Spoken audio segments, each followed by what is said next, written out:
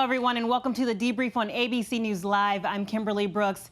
Thanks so much for joining us. We're going to talk about what the White House tried to do to punish sanctuary cities. Plus, we have the latest on the arrest of WikiLeaks founder Julian Assange. And if you're a Star Wars fan, then you're probably in Chicago today. But first, here are your headlines.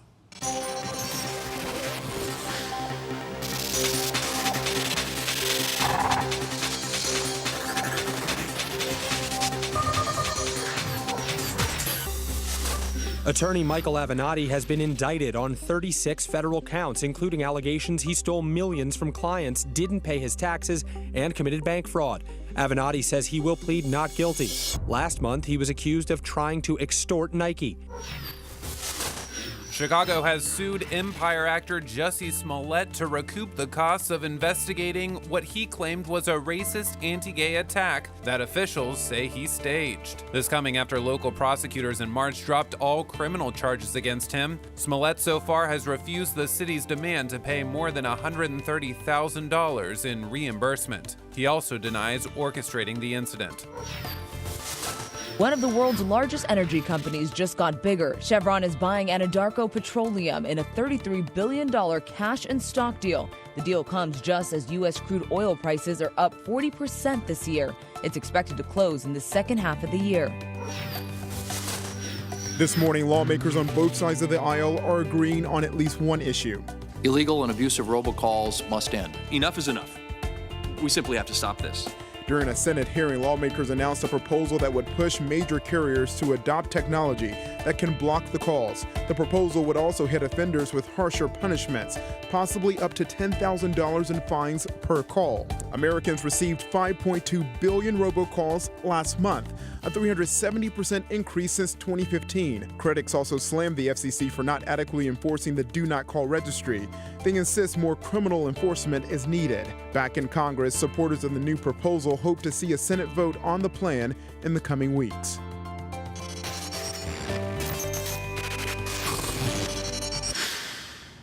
We begin in Washington. ABC has learned that the White House tried to pressure immigration officials into transferring detained migrants into sanctuary cities to punish political rivals. So I want to go to Serena Marshall, who's at the White House.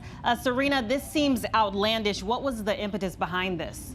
Yeah, this seems a little too crazy to be true, Kimberly. The White House considering transporting some of those migrants crossing the border illegally, seeking asylum to their political foes, Democrats who support sanctuary city laws, in order to help with the influx of people crossing and the fact that they simply did not have enough beds to hold these folks. Now, the White House is saying this is simply something that was raised in passing and it was immediately put down as something that wasn't possible. But the fact remains this wasn't raised once, but twice. First in November, then again in February. Both times the president seeking pressure when it comes to immigration. November, the election, and in February during that standoff with Democrats over border funding. All right, so you're saying two times, but are these conversations still going on, or has it stopped completely? The White House says it stopped, that again, this was not something that they were actively considering, but a senior Homeland Security official has told ABC that the president raised this issue himself and that ultimately he asked his Homeland Security Secretary Nielsen to consider it. She passed it along to lawyers who flatly rejected it as illegal. And I should point out that it would actually have worked against the president. His goal was to deport as many of these individuals as possible if they made it to sanctuary cities. A recent Syracuse study has found that they do their job in sanctuary cities. They see less deportation because they don't have those warrants for arrest, so they don't hold these individuals without a warrant until somebody from DHS, from ICE can come and pick them up. And so if they had done this plan, it would have actually worked against the president's goal to increase deportations because these cities see less deportations. Kimberly. All right, Serena, thank you so much for those updates. We appreciate it. And we're going to move on to Assange. Julian Assange, as you know, yesterday there was dramatic footage of this WikiLeaks founder being arrested and removed in London outside of the Ecuadorian embassy. And after having asylum there for 7 years. So David Wright is in London with the latest. David? Hi, Kimberly. This is the Ecuadorian embassy that provided sanctuary for Julian Assange for 7 years. The balcony right there where he would often appear, and the rooms just below it where he lived. But that asylum abruptly came to an end Thursday morning, and we're learning from sources today that Assange himself learned that Ecuador had revoked his asylum just as British police were gathered at the door ready to drag him out. And as they did drag him out, he shouted at them saying, "They're just pawns of the US government." Assange regained his composure as he got to the courthouse, flashing a thumbs up to his supporters. Many of them see him as a radical truth teller, a whistleblower for the digital age. But the judge, who was hearing the first of what's likely to be many court hearings in this case, didn't take such a sanguine view of things. He chastised Assange for playing to the crowd, called him a narcissist, and said that his defense for jumping bail and seeking refuge here at the Ecuadorian embassy was laughable. Assange now faces a steady stream of court hearings, the biggest of which is probably that U.S. extradition request. U.S. officials are accusing him of conspiring with Chelsea Manning, a former Army soldier, to steal secret military files. They specifically say that he helped Manning to crack passwords on classified government computers, and that was what led to the initial WikiLeaks document dump nearly 10 years ago now that embarrassed the U.S. and caused so much concern. The U.S. is having to walk a very fine line because they don't want to be seen to be prosecuting something that's protected under the First Amendment. So the complaint focuses on conspiracy and allegations of hacking, not on publishing classified material. It's going to take a while. His next court appearance, May 2nd. That'll be his first opportunity to address the extradition request, but the hearings are likely to drag on, and all of it is subject to appeal. Kimberly? All right, David, it'll be very interesting to see how all of that plays out. And as you know, today, hip-hop artist Nipsey Hussle will be buried. This is a day after a very emotional memorial at the Staples Center in Los Angeles, where thousands of people packed the stadium to hear tributes from his closest family and friends. So take a listen. My son, Ermias Joseph Askedome, was a great man. You made the world proud. You never let the pressure sway you from doing what you want to do. You never let anything, the politics, stop you from coming around and staying around. And I hope everybody knows that that's what bro did.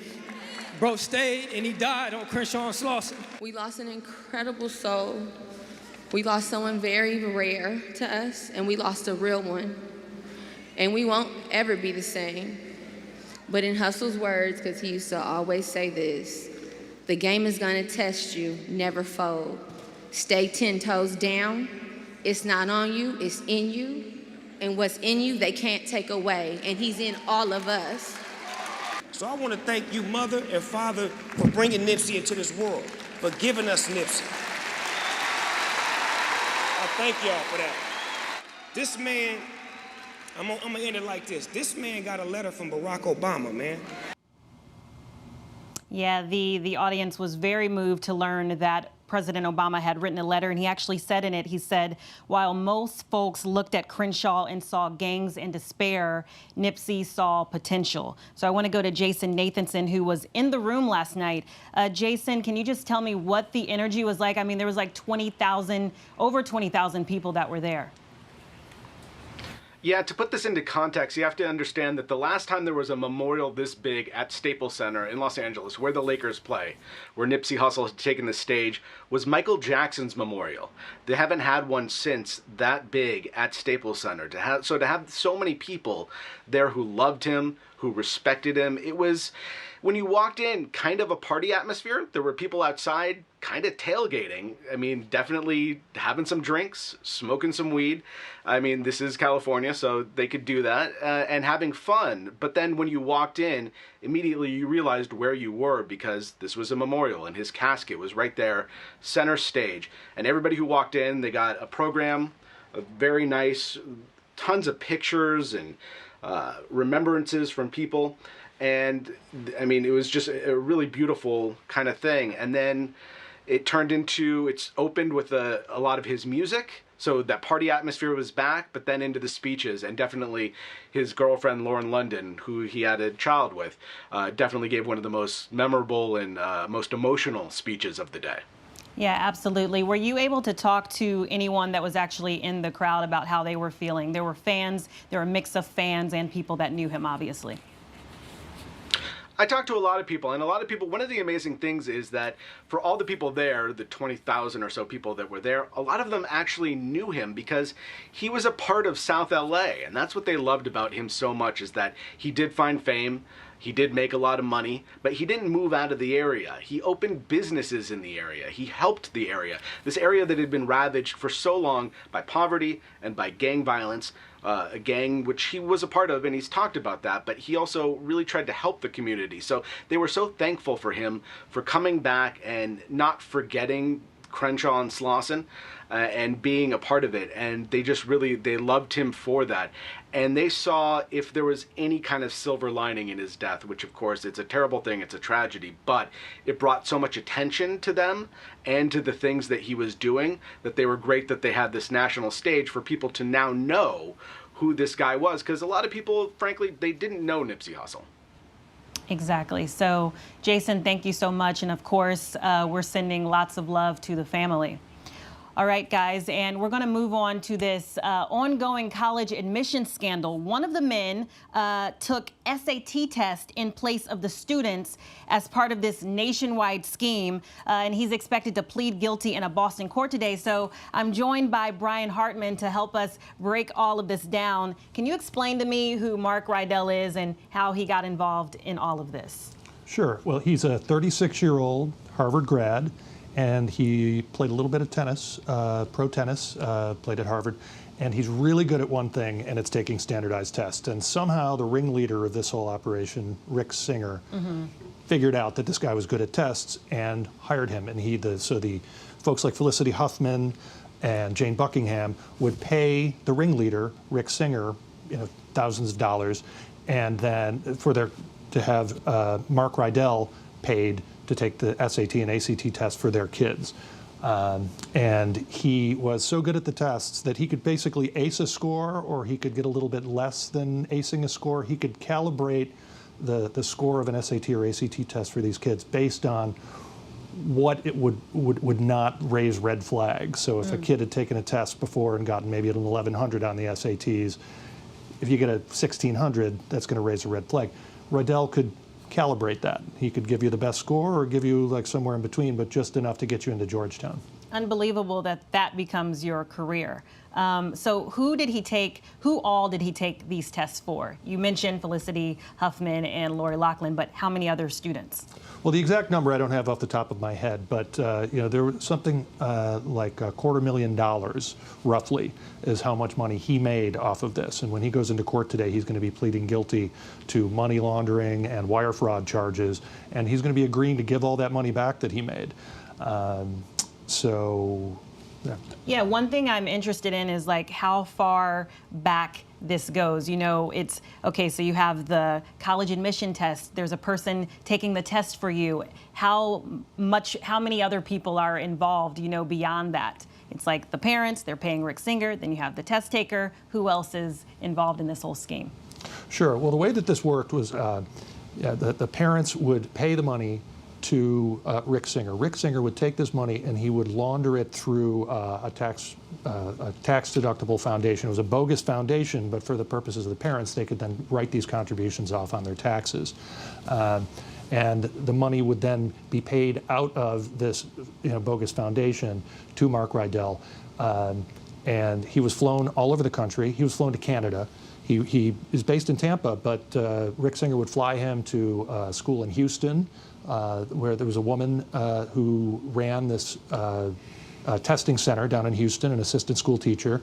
Her name was Nikki Williams, and Rick Singer had hired her to sort of let us use a room in your school for Mark Rydell to take kids to have a test in there. And he would sit down next to the students and sometimes he would help them while they were taking the test. He would, sometimes they would leave thinking that they had taken the real test, and he would correct the answers after they left. You know, another time he flew to Canada, to Vancouver, to, the allegation is that he flew to Vancouver and took an actual like high school exam for one of the kids up there. And there was another school like this that... it's unbelievable. Yeah. It's absolutely unbelievable, and I've always been curious as to how the students actually feel about their parents doing this on their behalf. Yeah, so Brian, very happy for you to join us. Hard to keep it all straight, but we appreciate it. All right, guys, so we're moving on. As I said in the beginning, we're headed to a galaxy far, far away, to the Star Wars celebration where devoted fans from all around the world descend on Chicago for the ultimate Star Wars experience. And Will Reeve is there. Will, tell me what's going on. There's a lot of people there. How exciting is it? Kimberly, the galaxy far, far away is only about a 2-hour flight from Chicago, but the entire Star Wars universe is here at the McCormick Convention Center. About 35,000 Star Wars fans here for what's basically the Star Wars Super Bowl. There are panels and exhibits, and there will be appearances from the stars of the upcoming Episode 9 and the show Mandalorian, debuting on Disney Plus, just announced. It's all really exciting, and of course the fans, they go all out, as you can see. We've got folks here from hello. They are dressed up, they are ready to go. They make their own costumes in many cases. Like my friend Joanne, it's her first Star Wars celebration like mine. This used to be a couch, she told me, which is pretty exciting. She's here with her husband, Curtis, also, as you can see, in costume. Guys, Curtis, what are you most excited about for your first Star Wars celebration? Probably seeing the Mandalorian panel is probably the one I'm most excited for. Cool. Well, that'll be on Sunday, and the Star Wars Episode 9 panel is today. What's happening all weekend, though, is everything happening in the exhibit hall. This place is huge. I'm talking like 10 football fields huge. There are so many people here. The exhibit's not even open for another 15 minutes, but they're letting what they call Jedi Master VIPs inside. And as you can see, being a VIP pays off because there are things here that are gold to Star Wars fans, and what's gold to me is my gold wristband here. That gets me around this place. I'm not taking this off all weekend, and we will be here all weekend, Kimberly, giving you all the latest from Star Wars Celebration in Chicago. All right, so is there any indication of what we're going to see surrounding this next movie, a trailer of some sort? I mean, mum is the word. There is an airtight lid on what we're going to see. I can tell you, though, that there is a Star Wars Episode 9 panel happening in just a few minutes. Like, it is imminent. I'm going to race over there and get what we can from Star Wars Episode 9.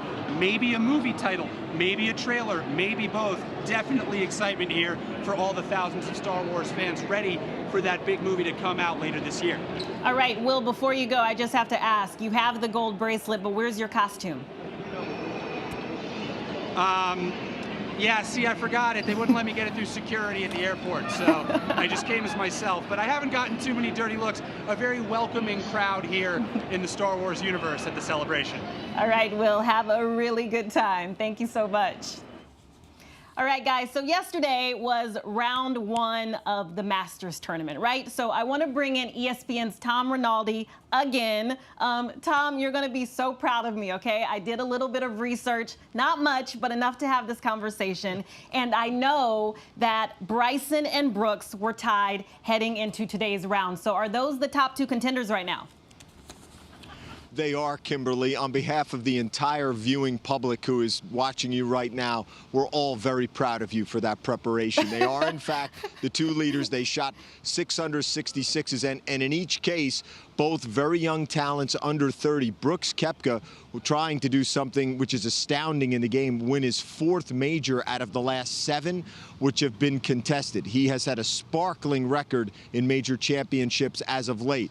When it comes to Bryson DeChambeau, he's widely perceived, Kimberly, as the brainiac, if you will, on tour. A physics major in college. He uses analytics beyond any other of his peers on tour, and even said that when he nearly jarred a shot on the 18th hole. Simply the ball was traveling with, quote, too much terminal velocity to have dropped in. It'll be fascinating to see how they fare in the second round. All right, I'm glad you said those last names there because I wasn't going to try. But I do want to talk about Phil Mickelson, though, because he had an amazing shot on the 16th hole, but he didn't quite get it in. So where does he stand? Just shy of 50 years old, Phil is vying for his 4th green jacket here, Kimberly. And what is remarkable about him, not only his longevity, not only the fact that he won earlier on tour this year, but the fact that Mickelson is hitting it as far as he ever has. His strategy off the tee box, where driving is really important to his game at Augusta National, is, quote, to swing as hard as I can. And it's remarkable to see, given his advanced age, just how competitive he is. He generates an enormous buzz in these crowds, only second to Tiger Woods, and is just one shot back after an opening 67. All right, and you just mentioned Tiger, and of course, you know, that was the one name that I knew. So how's Tiger doing so far? Where does he stand? Well, for the first time in his last 9 opening rounds in a major championship, Woods happened to break par. He shot a 2 under 70, also for the first time to do that in an opening round since 2013. Woods played very well, missed a series of short putts, Kimberly, on the first 9. On the second 9, was able to build a charge, gave one back with a bogey, but in good position. We'll have to see what happens. The weather has been difficult. Rained heavily here. Possible thunderstorms forecast for later in the day. It's made this golf course very wet, which means it's receptive to shots on the greens. We'll have to see just what the weather holds in store for some of the late starters like Tiger, who's out a little bit later this afternoon. All right, Tom Rinaldi, thank you so much. You're the best. I appreciate it. All right, guys, and as you know, you can watch the Masters today, the second round on ESPN at 3 p.m. Eastern Time. And there's another celebration that begins today. Music fans are heading to the California Valley for Coachella. So I want to go to Jeremy Chen from KSQ in California. You spoke with a lighting crew there, I heard. I want to know how much work goes into putting this festival up. Well, Kimberly, a lot goes into it. In fact, some of the people here have been here for over a week trying to set up the lights here at Coachella. Just let me show you where we are right now. We're actually at one of the busier intersections of Indio where the festival is happening. And right there is the Empire Polo Grounds. As far as the lighting itself, you have the stage right there, and you also have another stage over there. The person I talked to actually does the Yuma stage. And lighting, of course, very important when it comes to outdoor and indoor. Outdoor, you can kind of get away a little bit. It kind of complements the music. You also have the big screens for people far away to be able to see the performer. But when you're inside, it's just so dark in there. And if the lights don't exactly work, then you might kind of screw up the performance. So it's important that the lighting indoors kind of really plays up along with the music in order to kind of have that flair for the performances that are known to be here at Coachella. As far as the lineups itself, it's awesome. You got Childish Gambino that's going to be performing tonight, Ariana Grande on Sunday, as well as Tame Impala on Saturday. So lots of big names out there, Kimberly. All right, so I got to talk about Solange because she was supposed to headline and she's not coming. So do we know who's replacing her? Well, unfortunately, not much is known about who might be replacing Solange right now. As you well know, Solange is the little sister of Beyonce Knowles, who had that outstanding performance at Coachella last year. And she also, as you know, made an appearance with her on that stage.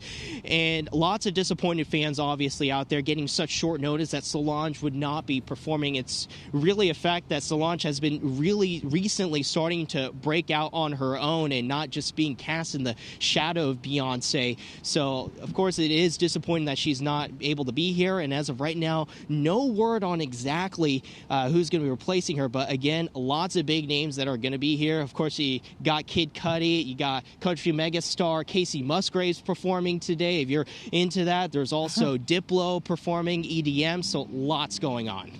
That's right. Okay, I just got to ask you, though, who are you most excited for? Because it's a good lineup. It's still a good lineup. It's not Beyonce, but it's a good lineup. It is an absolutely good lineup, and probably one of the people I'm most excited for is Blackpink, this K-pop group. They're the first K-pop girl group to perform here at Coachella, and it's actually kind of history-making at this festival because there's a lot of Asian representation here. You got Blackpink, you also got the J-pop girl group also performing for the very first time at Coachella, Perfume as well, performing on Sunday. So that is something that's you're probably going to start seeing here at Coachella. A lot of Asian performers coming over and entertaining people here in the United States. And of course, Blackpink made that appearance on GMA. Lots of fans just absolutely fanatical with their performances. And in fact, I would actually argue with the amount of fans that are coming in, they could themselves be very much a headliner, Blackpink. All right, Jeremy. So Beyonce's not there. I'm just going to have to watch the Netflix Homecoming and relive the experience. Thank you so much. All right, my friends, you got to continue to take care of yourselves. And if you're around, you can stick around for the briefing room at 3:30 p.m. And then you can check out World News Prime at 8 p.m. And if you want to stay updated on all of these headlines, you can go to abcnews.com or download the app. I'm Kimberly Brooks. Have a good weekend.